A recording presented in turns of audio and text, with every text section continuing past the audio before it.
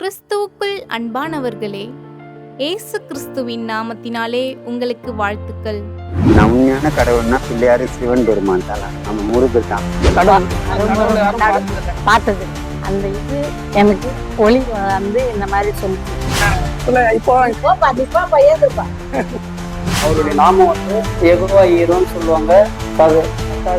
ராஜாதி ராஜன் வல்லமை சேனை கர்த்தர் என்னும் நாமம் உடையவர். பிதா குமாரன் பரிசுத்தாவி மூவரும் சேர்ந்து தான் ஒரே கடவுள்.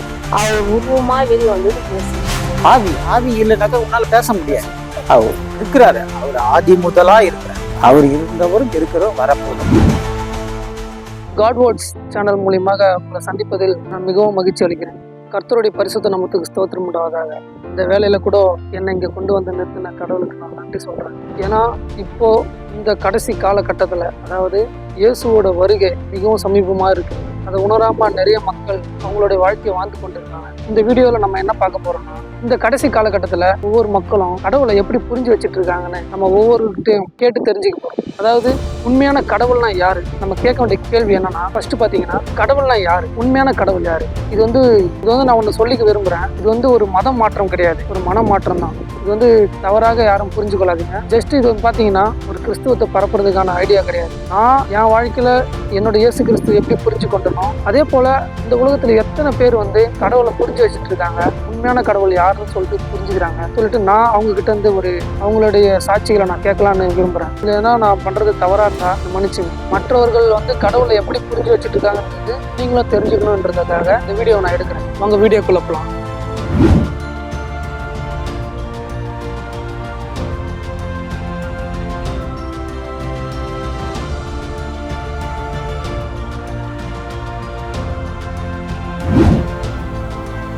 உங்க மனசுல உண்மையான கடவுள்னா யாரு? உண்மையான கடவுள்னா பிள்ளையாரு சிவன் பெருமான் தான். நம்ம முருகர் தான். முருகர் கூட நேற்று கூட கடவுளே ஐயோ பாருங்க அப்படி மாதிரி அன்னைக்கு யாரா கூட வரும். 6 டைம் கூட அந்த மாதிரி ஒண்ணு கூட கை அடிப்பது அது மாதிரி ஆகுது. அந்த டைம்ல கடவுளே வேணும்னு கொஞ்ச நேரம் போட்டு ஒரு 10 நிமிஷம் கால அவர் பொறுத்து நான் நார்மலா ஏன்னு பார்ப்பேன். சூழ்நிலை பரவாயில்ல, நம்ம பரவாயில்ல. அந்த சூழ்நிலை வர சொல்லவே ஒரு மாதிரி கடவுளே அப்புறம் உலக யாருன்னு கூட தெரியல, பேச்சு மாறுது.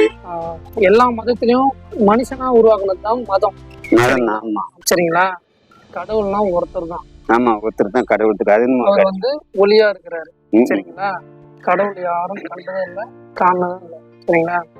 அவர் யாரும் பார்த்ததே கிடையாது, அவரை பத்தி சொன்னதும் கிடையாது. அதாவது நீங்க கூப்பிடும் போது ஒரு உதவி பண்றாங்க பாத்தீங்களா, அதுதான் கடவுள். ஆமா, கடவுள். அதாவது கடவுள் வந்து அவரா வரமாட்டாரு, மனிதன் மூலமா தான். அவர் நமக்கு வந்து ஆமா, அது அவர் உருவம் கிடையாது. அவர் உருவம் வந்து அவர் காட்ட மாட்டாரு. ஒரு மனுஷன் மூலியமா இப்ப நீங்க வரீங்களா, இப்ப எதுவும் நான் சாப்பாடு கூட இல்லாம உட்காந்துக்கிறேன்.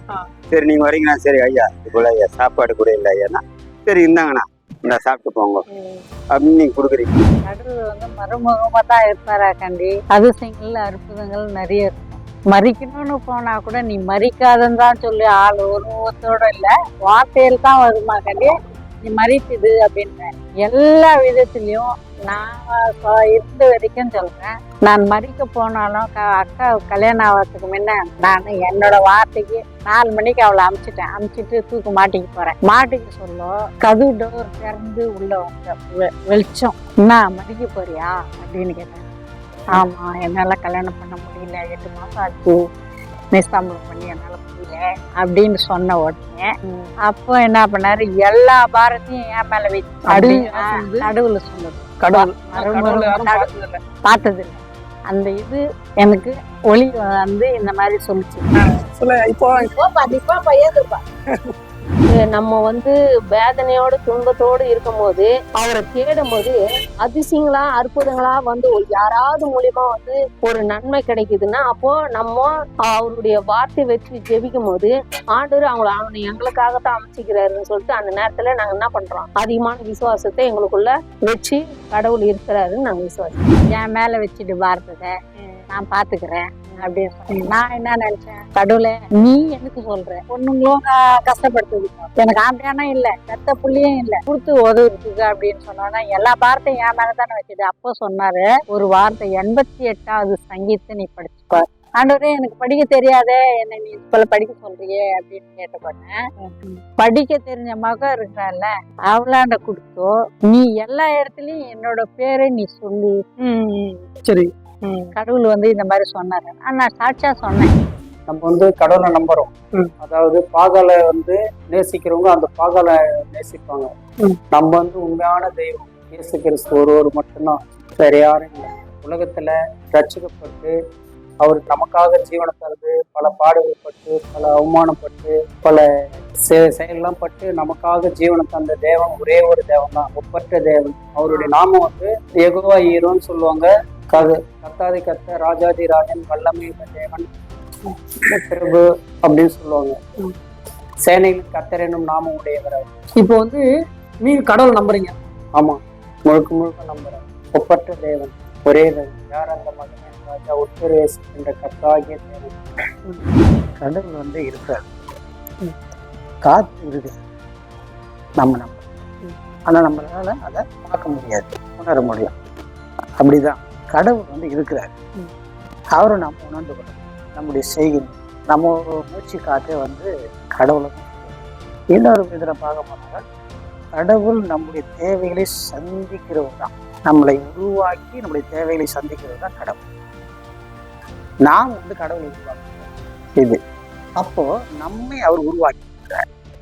அதனால நாம் எப்படி இருந்தோம், எப்படி இருக்கிறோம், மாற்றங்களை கொண்டு வந்து நினைக்கிறது கடவுள். கடவுள் இருக்கிறார். கடவுள் நீங்க சொல்றீங்க.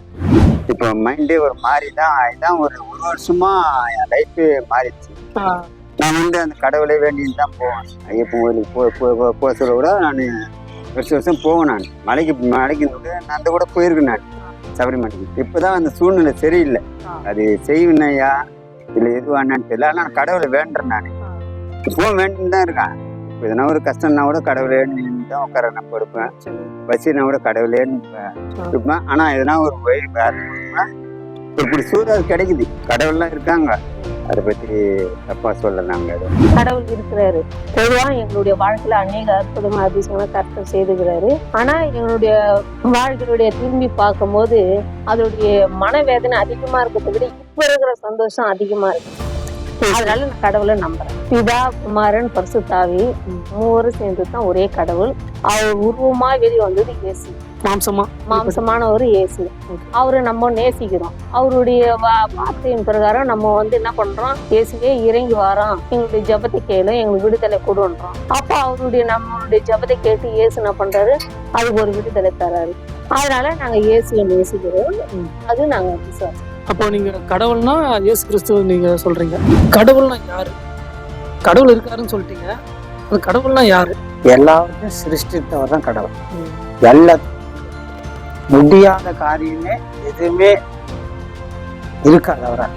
அண்ட சரசனம் படைத்து அவைகளை ஆளுக கடவுள். இவர் தான் போது இந்த படைப்புகள்லாம் பார்க்கும்போது நம்ம கடவுளை தான் பார்க்க முடியும். இல்லைன்னா இதெல்லாம் தானா வரப்போறது முடியாது. எல்லாமே பார்க்கும்போதே கடவுள் இருக்கார். அந்தந்த இடத்துல அதெல்லாம் வச்சுக்கிட்டு வானத்தை நம்ம பார்க்குறோம், அங்கங்க வச்சிருக்காரு. எல்லாத்தையும் வந்து நட்சத்திரங்கள், சூரியன் ஒரு இடத்துல இருக்கு. இது மாதிரி கேலக்சி கிரகிக்க முடியாத பெரிய காரியங்களை அவரால் செய்ய முடியும். இப்படி செய்யறதுதான் கடவுள். அதாவது 33 கோடி தேவன்னா அவங்க ஒவ்வொரு வேலை செய்தாக்கா இது வந்து கடவுள்னு சொல்றதுக்கு ஒண்ணுமே இல்லை. அவ்வளவு பேர் இருந்தோம் ஒருத்தரால தான் எல்லாம் செய்ய முடியும். அவருக்குள்ளதான் எல்லாமே ஆளுகை இருக்கு. அப்போ அவங்க யார் யாரு எங்கெங்க என்னென்ன செஞ்சாங்கன்னு சொல்லிட்டு எந்த கடவுள் நம்ம சொல்ல முடியும்? அதெல்லாம் மனுஷனுடைய கற்பனை. அது அவனுக்கு ஏத்த மாதிரி அவன் செய்துக்கிறான். அதாவது என்னன்னா, கடவுள் அவனுக்கு நம்பிக்கிறான், அவனுக்கு கடவுள் யாருன்னு தெரியாத வாதம் இருக்கிறான். அதாவது இப்போதைக்கு நம்ம கால சூழ்நிலையில பார்க்கும்போது கடவுள்கிட்ட இவங்க போகாதனால, கடவுளுடைய அறிவு இவங்க அறியாதனால என்ன நடக்குதுன்னாக்கா பாவம் செய்யறாங்க. கடவுள் இருக்கிறான்னு அவங்க இருந்ததுனாக்கா பயம் வரும், கடவுள் தண்டிப்பாரு. அதனால அந்த நம்பிக்கை அவனுக்குள்ள இல்லாதனால அவன் பயங்கரமா செய்துனுக்கிறான், தவறு எல்லாமே செஞ்சுக்கிறான். அதனால தான் பாத்தீங்கன்னா கடவுள் இருக்கிறாரு, அவர் ஒருவர் தான் என்பதை பார்க்கும்போது எல்லாத்தையும் அவர் தான் நிர்ணயம் பண்றாரு, அவர் தான் எல்லாத்தையும் நடத்துறாரு. இதை உலகத்துல அழிஞ்சு போகிறத வந்து சேர்த்து வச்சு போகும்போது எட்டுமோ இது இந்த நம்பிக்கை கொடுத்து கடவுள் கிடையாது. அதோட மேனேஜர் எனக்கு வந்து நீ வந்து உன் சம்பளத்தை சேலரி வந்து வாங்கிட்டு உறவிடம் போக சொல்ல போயிட்டேன். போய் சேலரியும் வாங்கிட்டு பிற்பாடு திரும்பி வர சொல்ல 79 உறவிடத்துல பஸ் பெட்ரோல் பேங்க் ஆண்ட வந்து பிரேக் கட் ஆயிடுச்சு. அதெல்லாம் 69 பேர் 69ல எனக்கு முன்னாடியே ஒரு இருக்குது பசங்க எல்லாமே எகிரி குச்சிவிடும். நான் போற பஸ்ல இருந்து எகிரி குச்சிவிடும். கை பண்ணாலும் கால் பண்ணாலும் பரவாயில்லன்னு டிரைவர். அவனுக்கு 3வது சீட்ல நான் இருந்தேன். ஒரே ஒரு எனக்கு வேற எதுவும் தெரியல. ஏசப்பா ஆண்டவரே நீ என்ன விதத்துல முடிவா தெரியல ஆண்டவரேன்னு கத்தன பாரு. எல்லாம் என்ன திரும்பி பார்க்கறாங்க. நல்ல பழத்துல அது ஒரு சாட்சியா சொன்னீங்க. அது ஒரு கடவுள் வந்து நம்புறவங்களுக்கு, உண்மையான கடவுள் தேடுறவங்களுக்கு அவங்களுக்கு நல்லது செய்யறாரு. சமீபத்துல கூட மன்னார்குடியில ஒரு அம்மாவுக்கு குடல்ல கேன்சர் வந்து அவங்களுடைய வேதனை துன்பங்கள்லாம் எவ்வளவு கோடியா பணம் செலவு பண்ணிருக்காங்க. அவங்களுடைய எத்தனையோ சாமி எல்லாம் போயிருக்காங்க. அந்த இந்து சாமியில அவங்களுக்கு எதுவுமே கை கொடுக்கணும். அவங்க கடைசியில வந்து இயேசுவே நீ தான் என்ன ரட்சிக்கணும், எனக்கு சாப்பிட முடியல, எனக்கு தூக்கம் இல்லை, எனக்கு என் பிள்ளைங்க இவ்வளோ காசு செலவு பண்ணிட்டாங்கன்னு சொல்லிட்டு அவங்க சபையில போயிட்டு அழுதுக்குறாங்க. அழுதுதான் அந்த உட்கார்ந்தவங்க எல்லாம் பின்னாடி திரும்பி பார்த்து அந்த ஊழியர் அவங்கள கூப்பிட்டு ஜெபம் பண்ணிக்கிறாரு.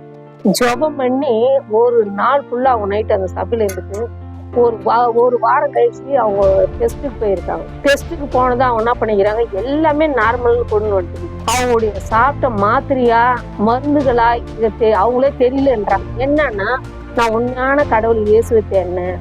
அநேக கடவுளை நான் தேடி போனப்பெல்லாம் எனக்கு மனவேதனை அதிகமா இருக்கு, நிம்மதி இல்லை. ஆனா நான் இப்போ வந்து இயேசு தேடி ஒரு வாரம் அந்த சபையில இருந்து தூங்காம அந்த எல்லாமே எனக்காக ஜெபம் பண்ணாங்க. ஏசப்பா எனக்கு சுகத்தை கொடுத்தாருன்ட்டு அவங்க ஒரு சாட்சியா வீடியோவை வெளியிட்டுக்கிறாங்க. அப்போ அவங்க அதோடைய சாட்சியெல்லாம் நம்ம பார்க்கும் போது நம்மளுக்கும் ஆண்டவர் இது அற்புதங்கள் செய்வாரான்ற எண்ணம் நமக்கும் ஆயத்தமா அதிகமா இருக்குது. ஏன்னா நம்ம வந்து ஆண்டவரை தேடும் போது அற்புதங்கள் அதிசயங்கள் நடக்குது. அவங்களுடைய விசுவாசம் பெருசா இருக்குது போல நம்மளும் கடவுள் இருக்கிறாருன்னு நம்ம விசுவாசம். கர்த்தரை விசுவாசிக்கிறீங்க, வேறொரு கடவுளும் இல்லை. அப்ப இந்த பூமியில இருக்கிற மற்றதெல்லாம் என்ன நினைக்கிறீங்க?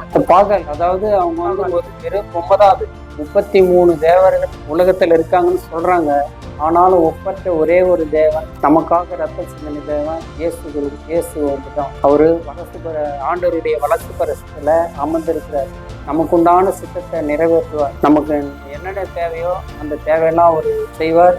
ஆனா நம்முடைய சிந்தனையை, நம்முடைய செயலை, நம்முடைய ஞானத்தை எல்லாத்தையும் அவர் அனுபவம் தினந்தோறும் நம்மளை நடத்தி கொண்டு வருவார். அதாவது நம்ம செய்யற பாவங்களுக்காக பிதாவின் இடத்தில் ஒவ்வொரு நாளும் மன்னிப்பு கேட்கிறார். நம்மளும் அவர் போல பரிசுத்தமா வாழணும், பரிசுத்தமா இது பண்ணணும். அவருடைய வருகையை நம்ம எதிர்நோக்கி இருக்கோம். எங்களுடைய வாழ்க்கையில திரும்பி பார்க்கும் போது கண்ணீரோடு இருந்த எங்களை இந்த அளவுக்கு ஆண்டவர் ஒரு வெளிச்சத்துல கொண்டு வந்துக்கிறார். அதாவது எனக்கு எவ்வளவு மரணங்கள் விபத்துகள் வந்தது. ஆனா அதுல இருந்து என்ன பண்ணாரு, ஒவ்வொரு நாளும் நாங்க வந்து கடவுளை தேடும் போது கர்த்தர் எங்களை என்ன பண்றாரு, அற்புதமா எங்களை ஏற்றி வந்தாரு. பாவத்துல இருந்த எங்களை வெளிச்சத்துல கொண்டு வந்தார். நீங்களும் என்ன பண்ணுங்க, பாவத்துக்குள்ள ஆளாகாதவளுக்கு நீங்களும் இயேசுவை தேடி போயிட்டு அவரே நீங்க நேசிங்க. உங்களுக்கு ஆண்டவர் ரட்சிப்பு கொடுப்பாரு. உங்களே பாவத்துல இருந்து விடுதலை. இயேசு ஆதி முதலா இருக்கிறார். குமாரன் அவர் வந்து பிதாவுக்கு ஒரே பேரான குமாரன். ஆதியிலே அப்படின்னா எல்லாமே சிருஷ்டிக்கப்படுவதற்கு முன்பதாக, அண்டசராதம் எல்லாமே ஆல் கேலக்சி படைக்கிறதுக்கு முன்பதாக ஆதியிலே இருக்கிறார். அதாவது ஆதியிலே வார்த்தை இருக்கு, அந்த வார்த்தை தேவனா இருந்தது, அந்த வார்த்தை தேவனோடு இருந்தது. இப்போ ஆதியிலே அப்படி சொல்லும்போது அவனோட வார்த்தை தான் இயேசு கிறிஸ்து. அப்போ பார்த்தா அப்போ இவரும் இருக்கிறாரு. அப்போ வார்த்தை வந்து நம்ம பேசும்போது ஒரு உச்சரிப்பு சாப்பிடுறதுன்னா அதான் ஆவி இல்லைனாக்கா உன்னால பேச முடியாது. அதாவது ஆதியிலே தொடங்குவதற்கு முன்னாடி, இந்த பூமி உருவாகிறதுக்கு முன்னாடி இருந்து இயேசு கிறிஸ்து அவரோடு கூட இருக்கிறார். அவர் இருக்கிறாரு. அவர் ஆதி முதலா இருக்கிறார். அவர் இருந்தவரும் இருக்கிறவரும் வரப்போறது. நம்ம உலகத்தார் வந்து இயேசு கிறிஸ்து அப்படின்னு சொல்றீங்க, உண்மையான தெய்வம்னு நீங்க சொல்றீங்க. அந்த உண்மையான தெய்வம் என்ன உங்களுக்கு நன்மை செய்யறாங்க? ஆனா வந்து நமக்காக பாடுகைப்பட்டார், நமக்காக அடிக்கப்பட்டார், நம்ம அவமானம் துன்பங்கள்லாம் அவர் ஏற்றி பண்ணார். நம்ம பரிசுத்தமா அவரை போல வாழ அவரு மறிக்கும் மூதானா நமக்காக உயிரோடு வந்தார், பரிசுத்தமா எழுப்பினார்.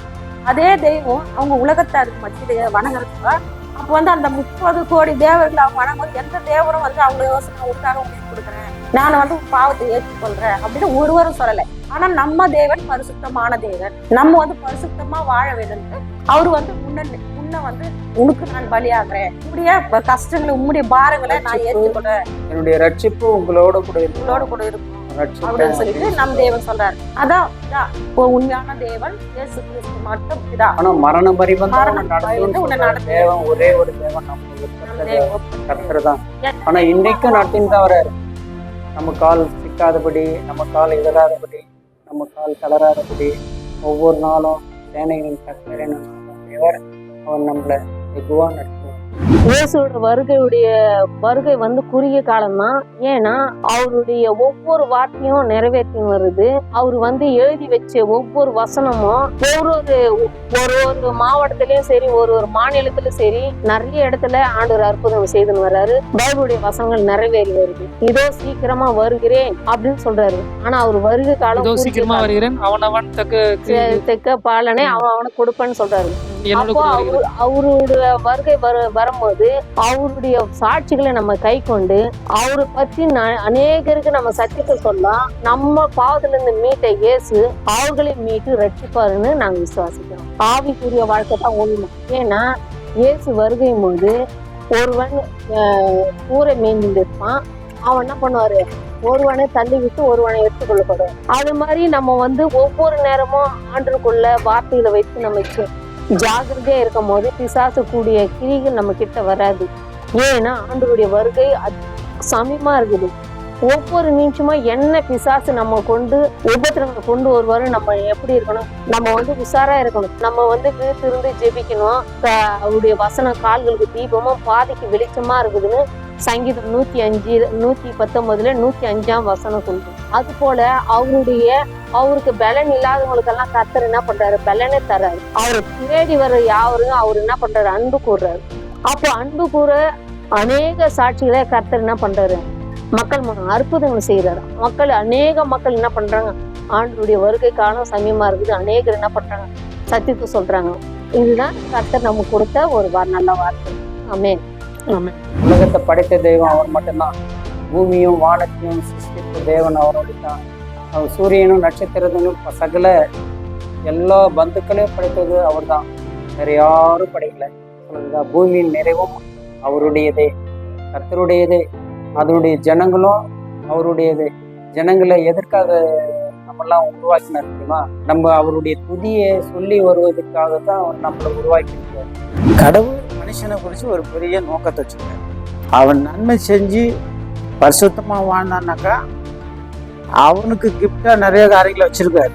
அவன் நன்மை செய்யல தீமையே செய்யறான்னாக்கா அழிவு தான் அவனுக்கு இருக்கு. இதை வந்து உணர்ந்து கொள்ள முடியல. யாருக்கு அந்த உணர்வை கொடுக்குறாரோ அதுதான் கடைசி ஜீவனாக.